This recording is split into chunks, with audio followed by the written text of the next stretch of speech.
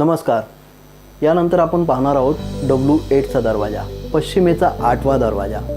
घराच्या मध्यभागी उभे राहून कंपासमध्ये तपासले असता 304 ते 315 या भागामध्ये येणाऱ्या दरवाजाला W8चा दरवाजा म्हणतात.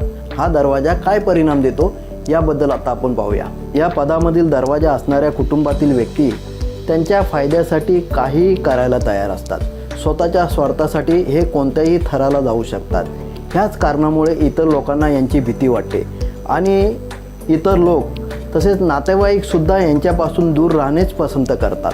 घराच्या मध्यभागी उभे राहून कंपासमध्ये तपासले असता 304 ते 315 डिग्री या दरम्यान दरवाजा येत असेल आणि अशा प्रकारचे अनुभवास येत असतील तर अशा दरवाजाला या प्रकारे उपाय करणे खूप गरजेचे असते.